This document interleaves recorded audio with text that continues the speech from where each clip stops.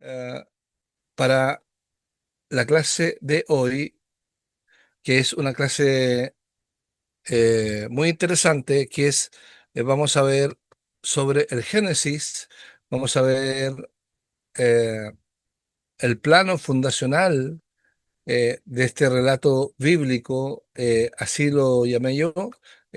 Vamos a hacer lo siguiente. Hay una primera parte que hice un resumen, lo que explicaba, hice un resumen.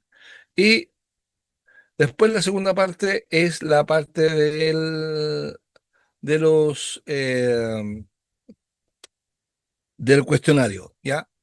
Entonces voy a ir con esta primera parte, que es un resumen que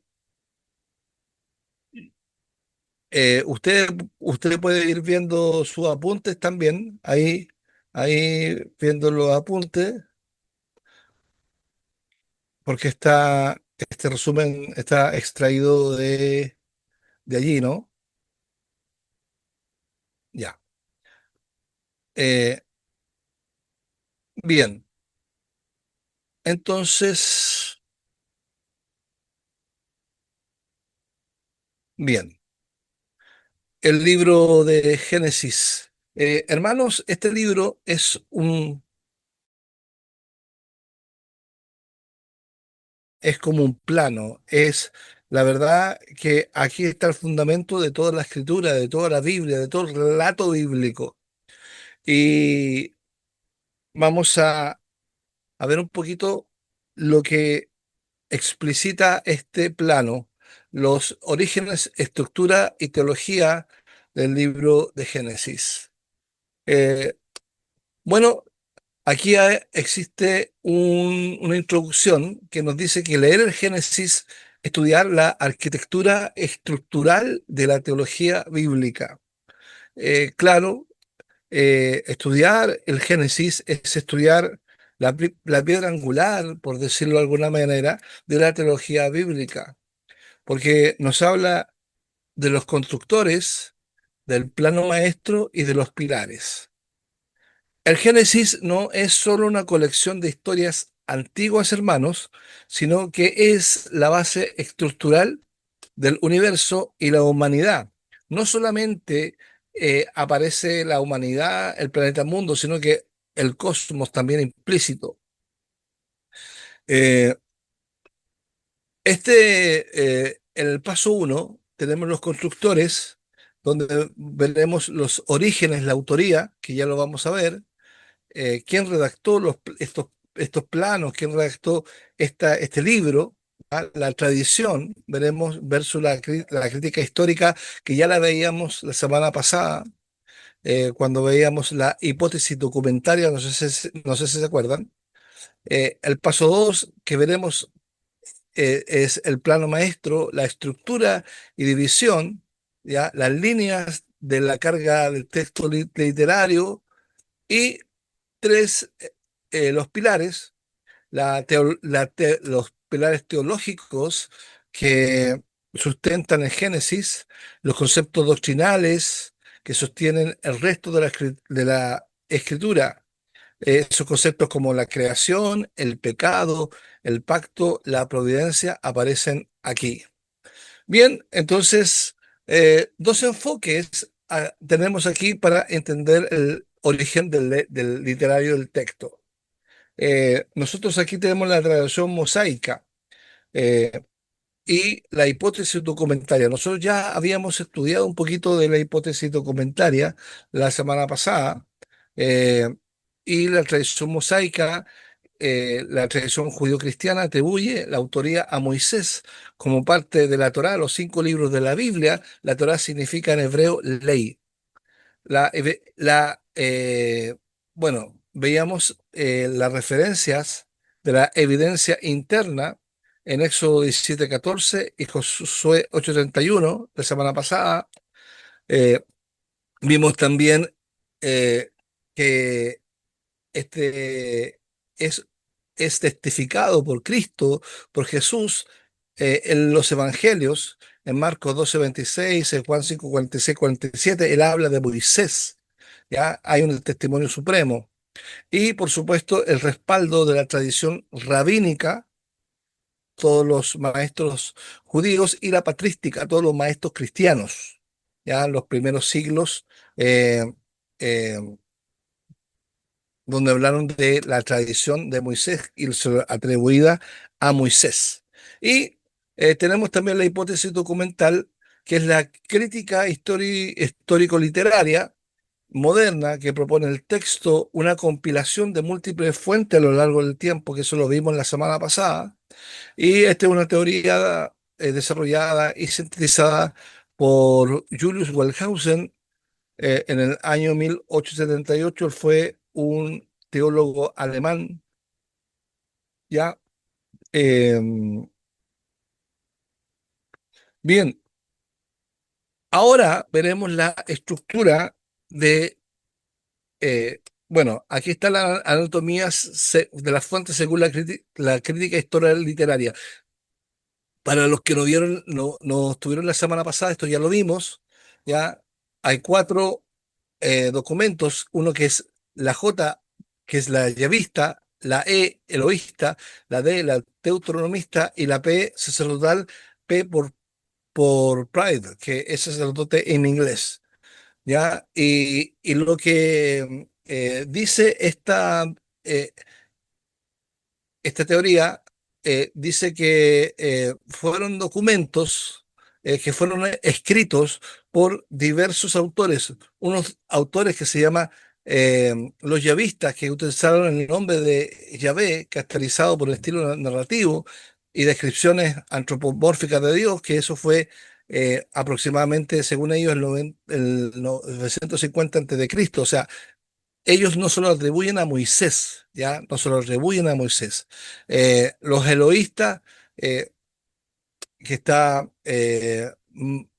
más avanzada todavía la fecha, el 850, que en el norte de Israel, los deuteronomistas, que fuerte influencia en otras partes del Pentateuco, eh, más la segunda ley, que es la de Deuteronomio 6:21 Cristo, y la sacerdotal, que ya es más cercano eh, a nuestra era, por decirlo de alguna forma, que aporta las genealogías, el orden litúrgico y una alta presión espiritual. Entonces ellos dicen que hay cuatro eh, documentos que están históricos, que vendrían a, a formar el Pentateuco. Ahora, nosotros no creemos eso, nosotros creemos que la Biblia fue, o sea, que el Génesis, que creemos que el Génesis y tanto el Pentateuco fue escrito por Moisés, pero también sí sabemos que fue que Esdras, por ejemplo, ayudó a recopilar cierta información. Eh, y, pero no quita el hecho de que Moisés sea el autor primario. Bien, segundo, la estructura del libro, la clave estructural, aquí eh, la clave estructural, el embudo genealógico. eh, Ustedes se dan cuenta que cuando uno lee el Pentateuco y lee los primeros capítulos, uno se da cuenta de la palabra generaciones o la historia de. Y esa palabra, generaciones o la historia de, es un vocablo hebreo que es Toledot. Toledot, que es una palabra hebrea que significa justamente generaciones o historia de, y aparece 10 veces como columna vertebral literaria del libro. Entonces, ahí aparece en la escala cósmica Adán, Noé, los hijos de Noé, Sem, Taré, Ismael, Isaac, Esaú, Jacob. eh, Todo eso está basada en esta genealogía. Eh, También eh, aquí aparece una teología de la creación, que hay un contraste radical de soberanía, de la soberanía de Dios. O sea, Dios creó todas las cosas y las creó de la nada.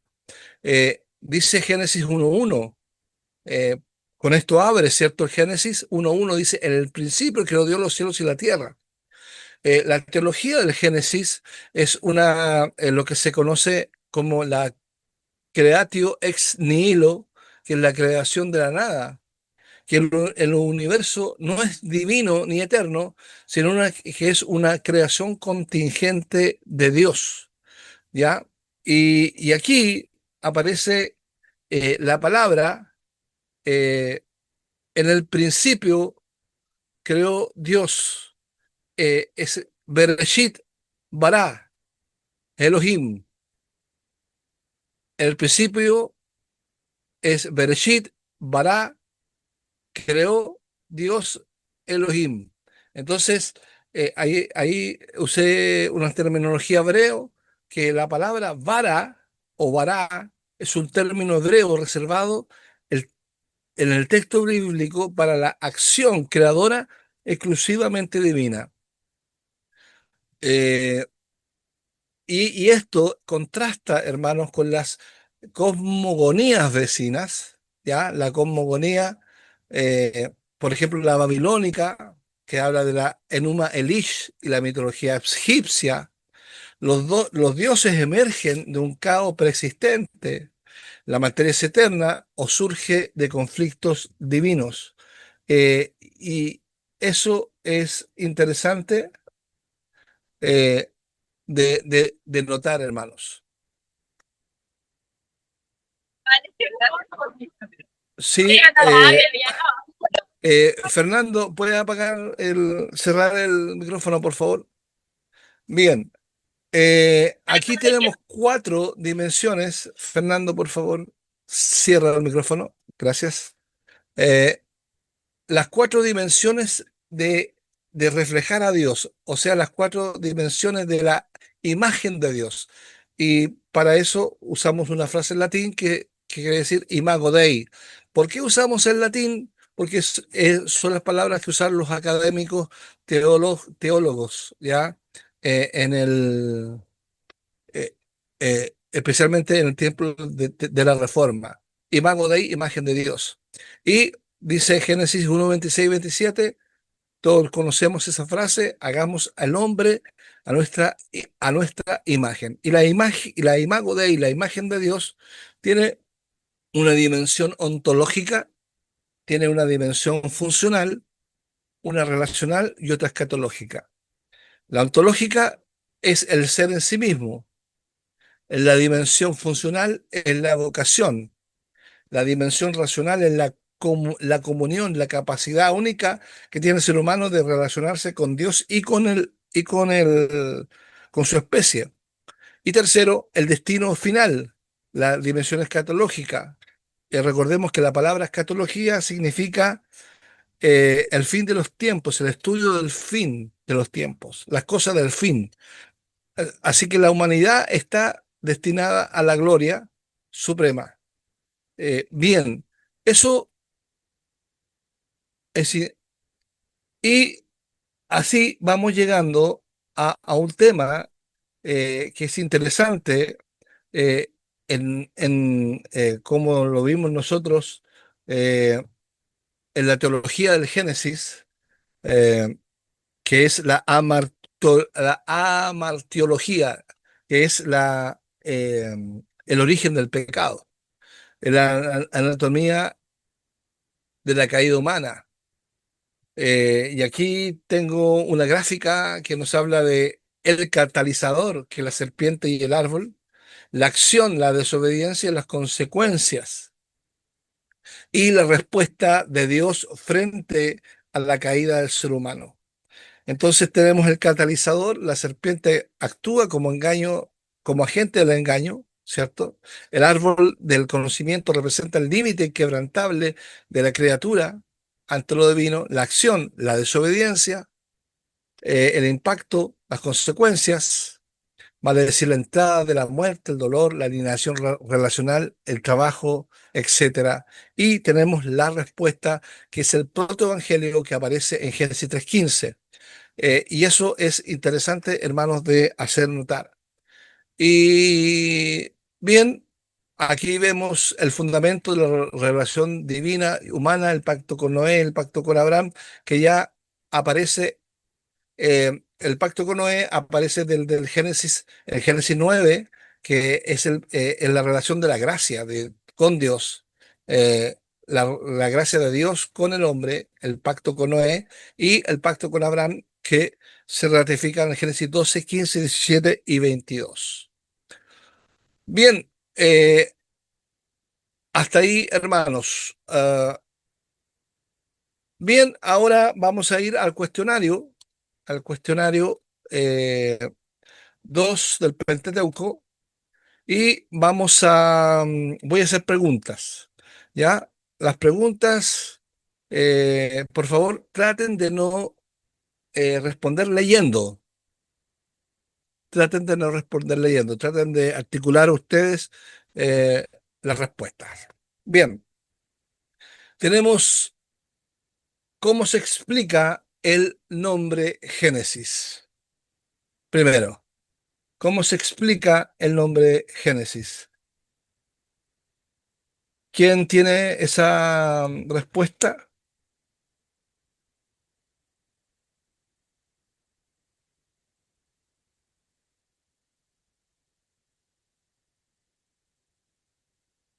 La etimología y Eh, significado. Sí, significa origen, origen y origen, fuente.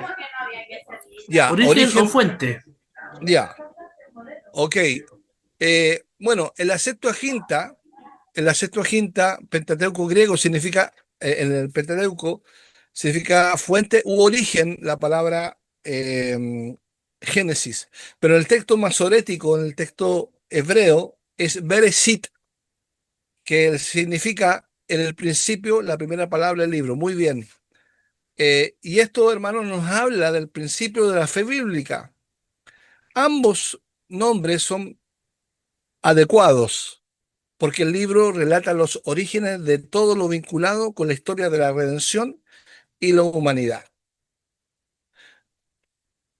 ¿Alguna pregunta tenemos ahí? No sé, algo que añadir.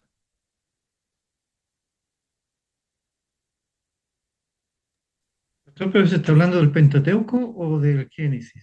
Estoy hablando de Génesis. ¿Génesis se pregunta? Yo, pues, Jorge. Jorge, sí, del Génesis, del Génesis. Y en el Génesis, en la Septuaginta, significa Génesis, fuente u origen. Y en el texto masorético, en el texto hebreo, significa Bereshit, que es en el principio. Y que justamente es la primera palabra del libro, como decíamos la semana pasada, que los libros del Pentateuco eh, recibieron la primera palabra del libro, por ejemplo, el Éxodo, también allí van con los números, con los nombres, perdón. Sí, perdón, pastor, yo me quedaba con el cuestionario de la pregunta 1. Ese cuestionario Ok, 1. Perdón. ¿está bien, Jorge? Y no, si está claro, es que yo me he traspapelado de cuestionario Ah, ya, con el 1. Sí, ya. No, estamos en el 2, no en el 1. sí, sí, sí, no, no, no, sí, estoy claro, estoy claro, estoy claro. Ya, vale. Sí, está, Vale, vamos está bien. a la segunda pregunta. Divergencias literarias y conceptuales entre Génesis 1 y 2, las diferencias. Eh, ¿Quién responde?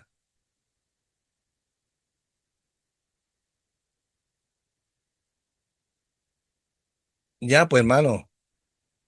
A ver, Yo, pastor, Israel.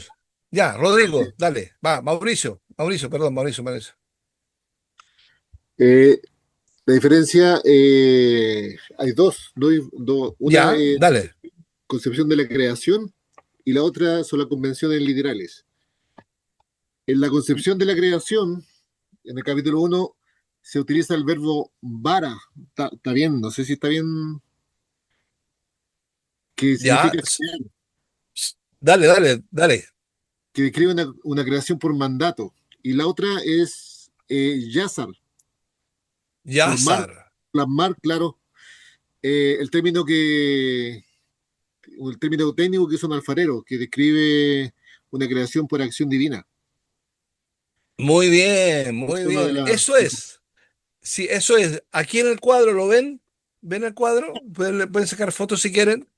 Claro, Eh, Ahí está, claro. Dice Génesis 1, tenemos el cosmos, o sea, la creación del universo, donde él usa la palabra, se usa la palabra vará, que es crear exclusivo de la actividad divina. El método de creación fue un mandato. Dios, y Dios crea mediante su palabra. Dice, sea la luz. La luz es hecha. Y el enfoque literario es estructurado, solemne, que formula y avanza de lo general a lo particular. Pero eso sucede en el Génesis 1 y en el Génesis 2, porque si ustedes se fijan, bueno, hay varias explicaciones, hermano, para el Génesis 1 y Génesis 2. Eh, nosotros estamos viendo la explicación reformada, pero hay explicaciones bastante locas eh, que, que yo estudié en el pasado, que se decía que, que Dios había creado una creación, la creación de Génesis 1 era distinta a la creación de Génesis 2 y que había creado un humanoide y después había creado a Adán, lo cual es algo muy loco y algo que no es, hermano, pero se creía eso.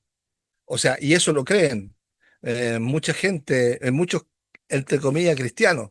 Entonces, ese tema es interesante porque Génesis 1 tiene un relato que va más por el lado de la creación y el Génesis 2 eh, es el mismo relato de la creación, pero con una acción de Dios, donde Dios se mete en el huerto, donde Dios está en el huerto, donde es descrito con antropomorfismo, alfarero, hortelano, etcétera.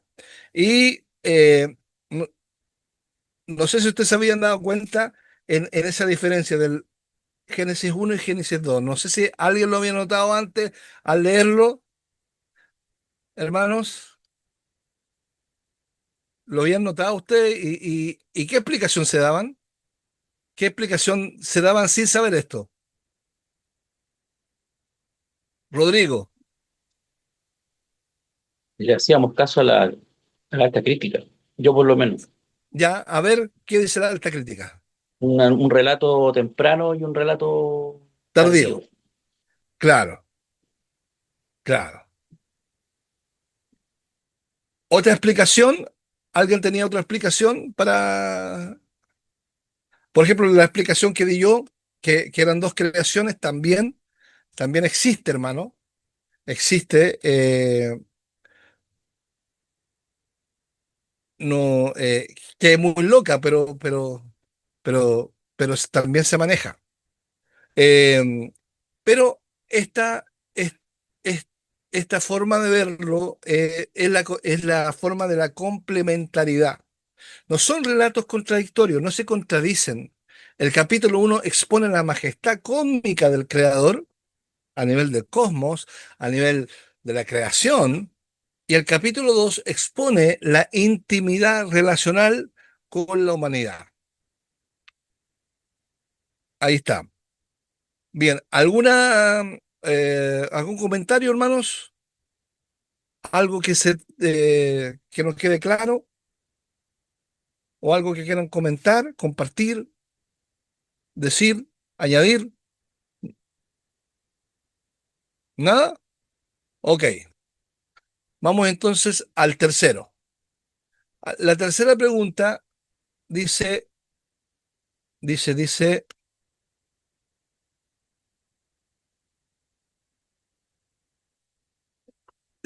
la correlación y diferenciación con la literatura mesopotámica.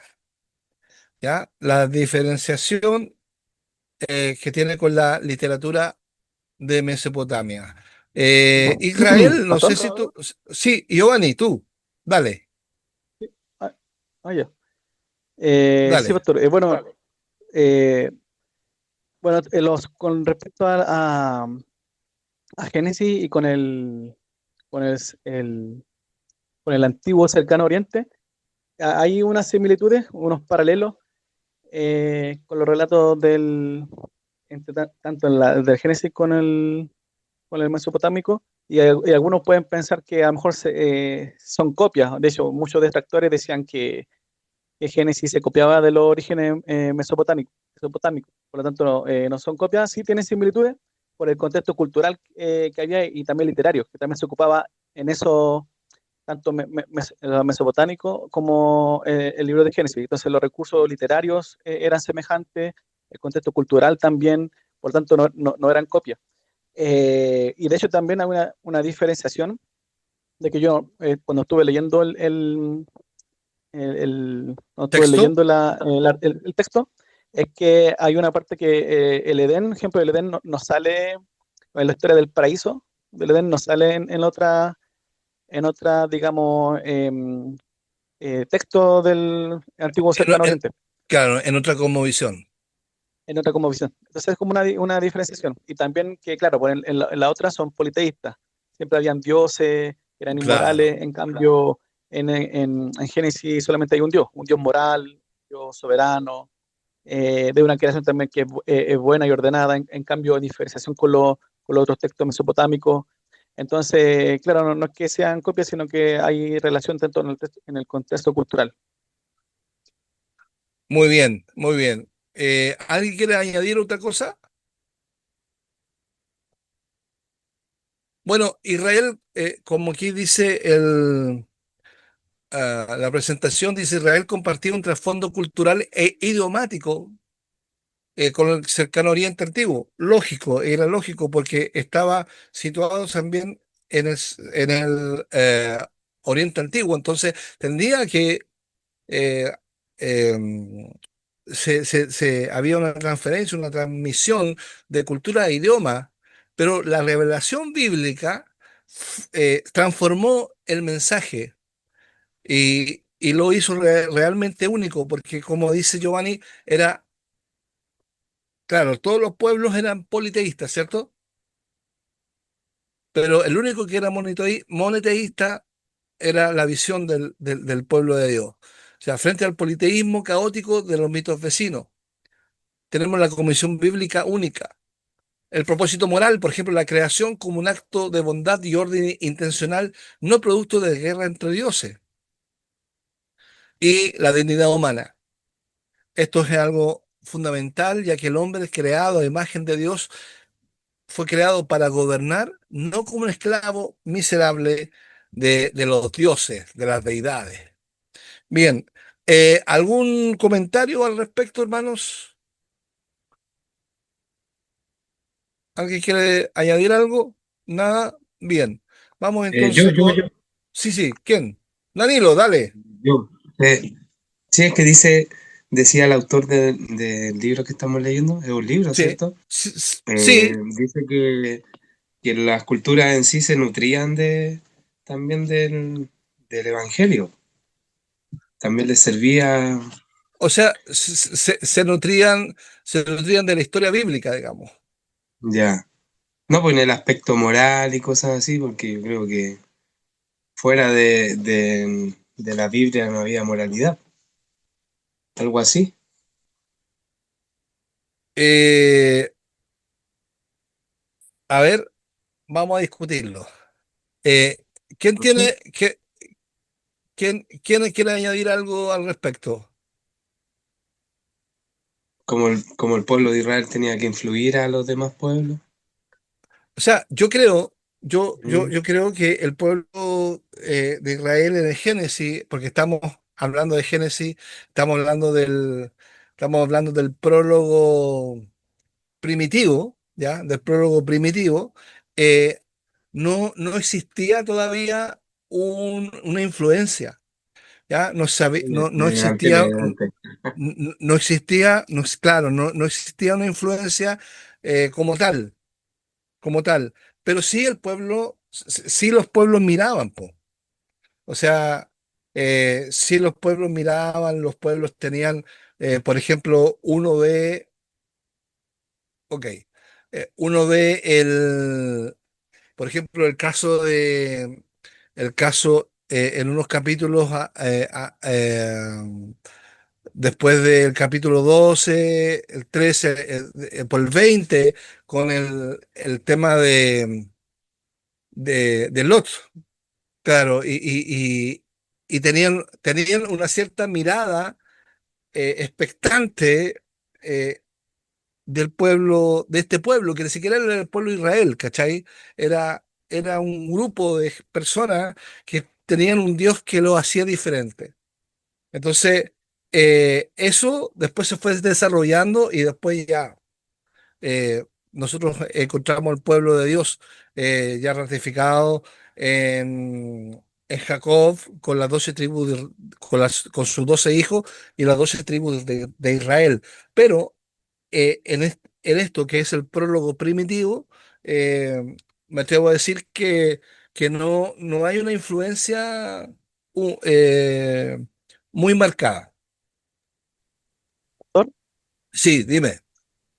También en el tema del diluvio también, eso sí, hay varios, digamos, culturas que tienen lo mismo, o sea, diferentes países o Claro, continentes sobre el tema del diluvio, que dicen que hay también hay detractores que dicen que se copiaron, que la claro. Biblia se copió de diferentes culturas, pero al final se dan cuenta que son copias, pero que vienen provenientes del mismo Génesis.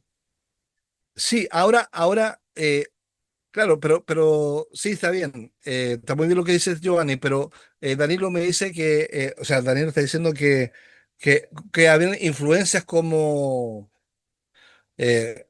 influencias como muy notorias. Yo diría que sí, puede haber influenciado, pero no tan notoriamente después como sucedió ya en capítulos después de Génesis. O eso. ¿Quién quería hablar? Rodrigo, dale.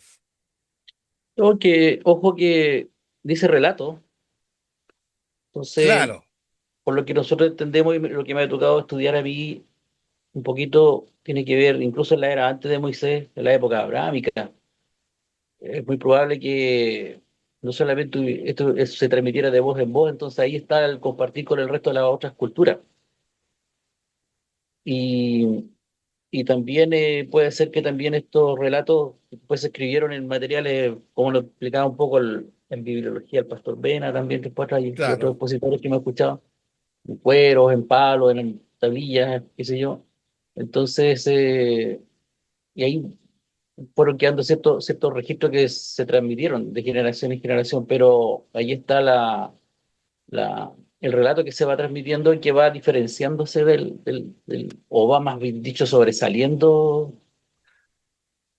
al paralelo, por así decirlo, que va corriendo de otra cultura o del país donde estén o de la región donde estén, claro, por la divinidad, que en este caso es un Dios distinto, el Elohim, el creador, ¿cierto?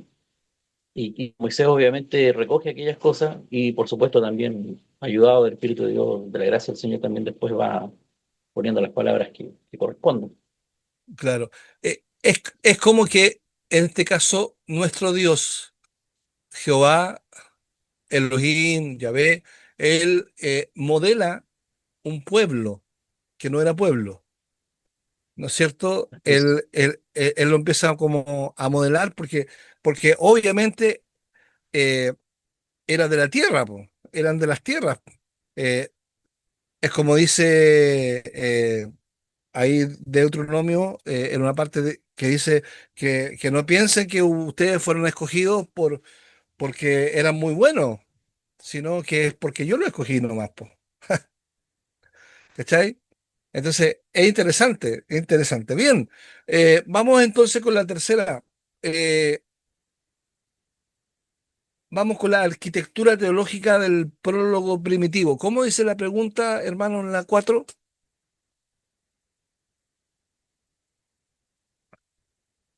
Pamela, si me la puede leer la pregunta 4. La 4 dice, ¿qué temas teológicos principales entreteje el autor? Ya. ¿Tiene la respuesta, Pamelita? O sea, yo tengo Ya. 4 puntos.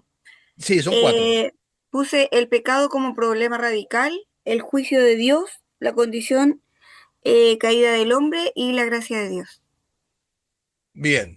Bueno, aquí tenemos bueno, ese, eh, insisto, es Génesis 1, del 1 al 11, ¿ya? Del 1 al 11. Es el prólogo primitivo que llamamos. Entonces, en este, en este, en este segmento se incluyen grandes temas teológicos. Como dijo mi hermana, el creador y la bondad, número 1, ¿cierto? La gravedad del pecado, el juicio ineludible y la gracia sustentadora. Eh, Hablemos sobre el creador y la bondad. Eh, Vemos aquí, teológicamente, que se enfatiza la bondad de la creación. Todo lo que surge de la mano de Dios, como dice Génesis, dice, fue bueno en gran manera, estableciendo que el mal no es parte original del mundo. Qué interesante eso, hermano. Segundo, la gravedad del pecado. Ya aquí el mal no es un accidente, sino que es una rebelión deliberada que se expande en círculos concéntricos, desde el Edén, con el fratricidio, Caín, la venganza jactanciosa de Lamec y la insurrección colectiva de Babel. Y eh, me llama mucho la atención lo que dice Génesis 6:5. ¿Quién se lo sabe de memoria que dice Génesis 6:5?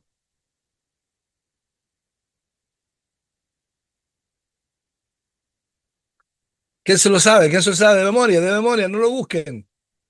¿Cómo, cómo no va a haber un cristiano que no se lo sepa? ¿No es? ¿Y vio que la maldad era mucha? ¿No? Sí, ¿Esa? no. Bueno, no. Acá. O sea, sí, sí, sí, sí dice eso, pero no lo dice así, po. Pero sí, dice, y vio Jehová que la maldad de los hombres era mucha en la tierra, sí, sí, pero te falta la segunda parte. A ver, ¿quién lo completa? Esa se la dejo para otro hermano ahí. ¿Quién lo completa? ¿Quién lo completa? Andrés, a ver, o Cintia. ¿Se arrepintió Dios de crear al hombre? ¿De haber creado al hombre? ¿Eso? No, no. Génesis 6:5 dice, y vio Jehová que la maldad de los hombres era mucha en la tierra, y que todo designio de los pensamientos del corazón de ellos era de continuo solamente el mal. Ese versículo es clave, nosotros entendemos la corruptibilidad del hombre, ¿ya?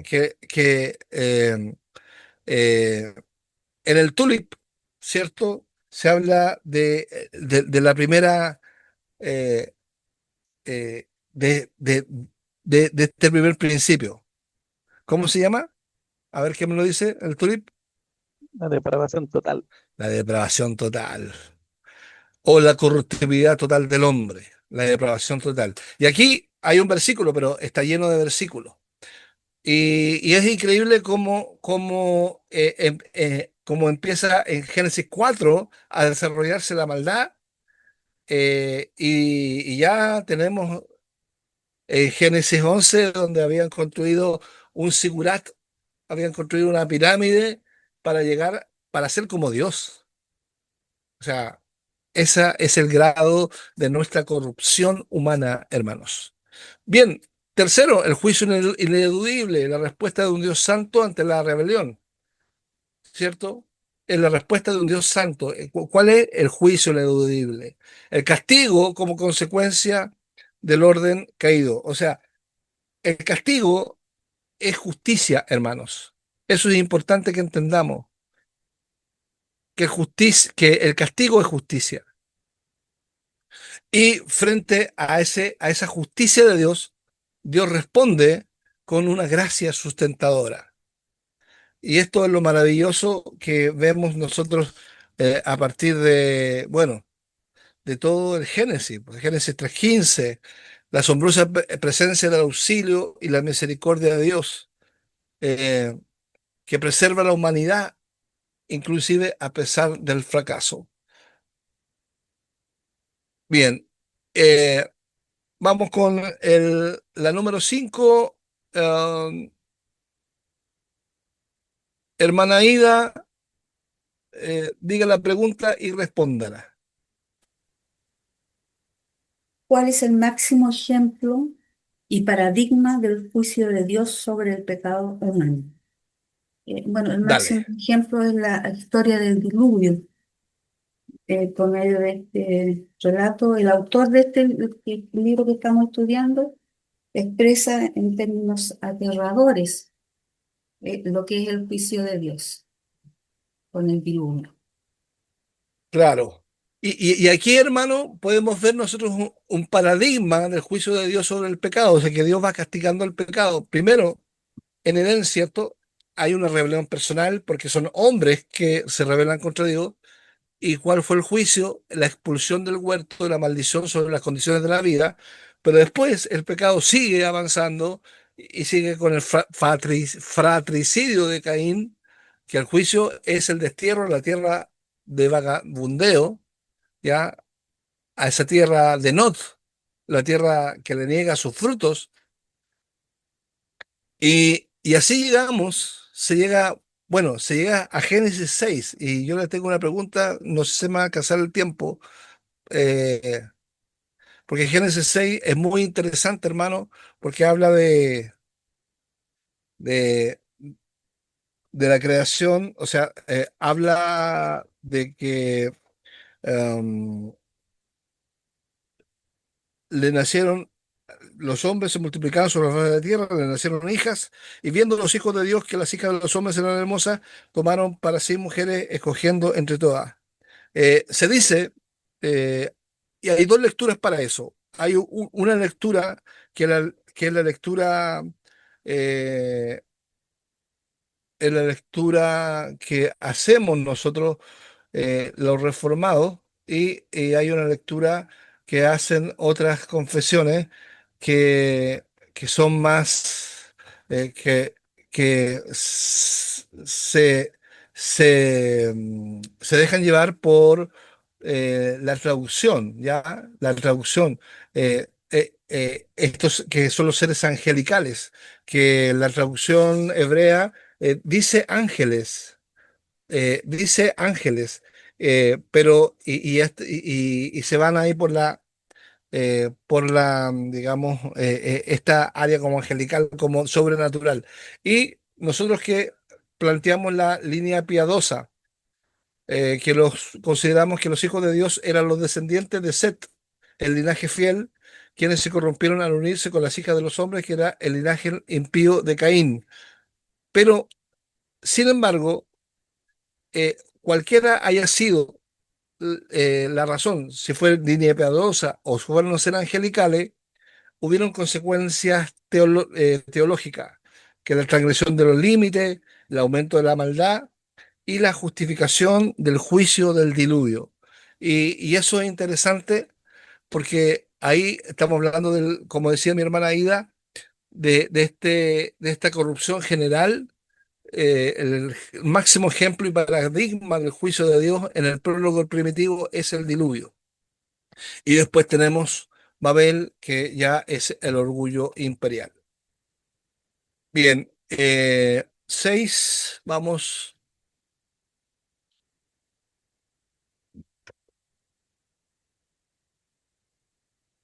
Bien, eh, la sexta pregunta, ¿quién la lee?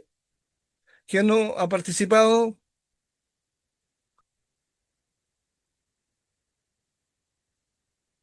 ¿O quién se quiere repetir el plato?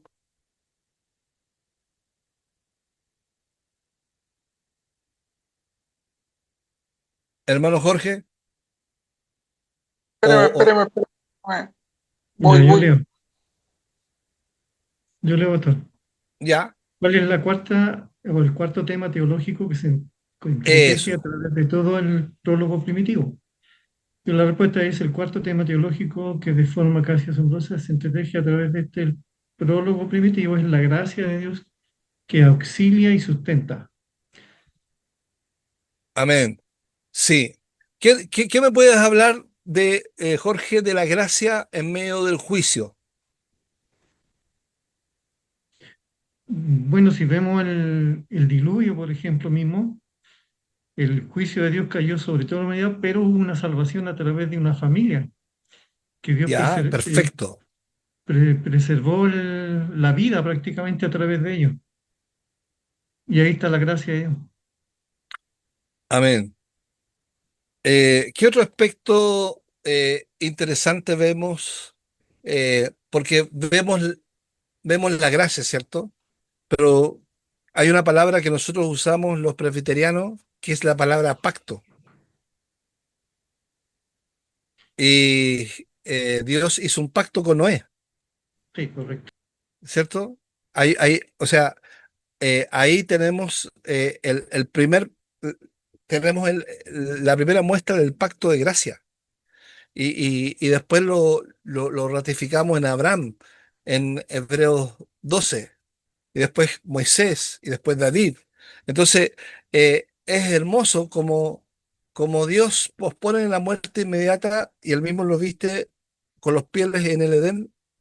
Después, en Caín, que es condenado a ser errante, Dios le pone una marca de protección contra la venganza, y dice 7 veces será vengado eh, Caín, y el diluvio, y aquí hay una destrucción del mundo corrupto, ¿cierto? Donde hay una preservación de un remanente. Esa palabra remanente es interesante, ya que hay un arca y un establecimiento del pacto con Noé. Eh, Ahora, yo aquí puse en la proyección, dice, Babel carece de esta nota de gracia. Claro, porque frente a todas las acciones del hombre había la gracia de Dios, ¿cierto? O sea, se manifestaba el pecado, pero estaba la gracia. Pero aquí, en Babel 11, perdón, en Génesis 11, eh, aparece la torre de Babel.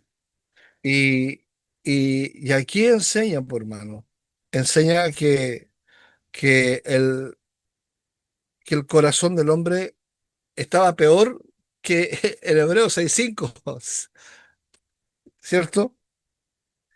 Eh, Dice el Génesis 11:4, y dijeron, vamos, edifiquémonos una ciudad y una torre cuya cúspide llega al cielo, y hagamos un nombre por si fuéramos esparcidos sobre la faz de toda la tierra. Y descendió Jehová para ver la ciudad y la torre que los hombres edificaban, los hijos de los hombres. Y dijo, he aquí el pueblo es uno, y todos tienen un solo lenguaje, y ha comenzado la obra, y nada les hará desistir ahora de lo que han pensado hacer. O sea, realmente había una corrupción, ya una degradación en el hombre. Bien, hermanos. Y por último, eh, yo creo que aquí algunos hermanos me hablen de eh, la lectura de Génesis 25 al 50. ¿Qué les ha llamado la atención? ¿Qué les ha llamado la atención a ustedes de esto? Yo, profe, Ya, dale. me ha llamado la atención la promesa, la forma que tiene Dios de cumplir todas sus promesas. Aunque el pueblo de Israel le falló, le fue infiel, los patriarcas también tenían sus debilidades, como todo ser Por humano, supuesto. tenían sus luchas en momentos de las crisis, pero el Señor iba cada día cumpliendo sus promesas y probando al pueblo de Israel hasta que el pueblo se arrepentía, volvía al Señor y el Señor volvía a tener comunión con él. Amén. Bien, bien, qué buena. No sé, otro hermano, Pastor, por acá. Israel, dale. Por fin Sí, hablar. una de las cosas que me impresiona en el Génesis es cuando Dios le advierte a Abraham lo que va a pasar en Éxodo. Es súper Ah, loco claro, porque claro. precisamente le habla de los años donde el pueblo va a estar esclavo, cuándo el pueblo va a estar libre sucesivamente, qué es lo que pasa después con Moisés. Entonces pasa todo eso antes de que Abraham, o sea, antes de que Israel vaya a vivirse allá a Egipto, antes de que el pueblo de Israel llegue a ser esclavo. Entonces prácticamente dice, pero ¿por qué tantos años el pueblo fue esclavo y todo? Y precisamente Dios ya se lo había dicho antes, ¿cierto? Antes de que el faraón se endureciera y todo lo que leemos en Éxodo, pero ya estaba la promesa en donde Dios ya le había dicho antes. Entonces, es impresionante ver la continuidad Impresionante. que nos genera Génesis y con lo que va a pasar después. Entonces, esa es una de las. Y todo, obviamente, el asunto de la descendencia, que el pueblo si el pueblo es fiel, qué es lo que va a suceder, si el pueblo es infiel, y así sucesivamente. O sea, hay una continuidad impresionante. Sí, y es impresionante también como en Génesis ya había una proto ley, por decirlo de alguna manera, porque está lo que mencionas tú. Está si el pueblo es fiel, va a obtener ciertas ganancias, si el pueblo o sea, hay algo que después se materializa en la ley de Moisés en el Éxodo. Es interesante. A ver, que viendo la lista, no sé, Cintia, si tiene algo que decir.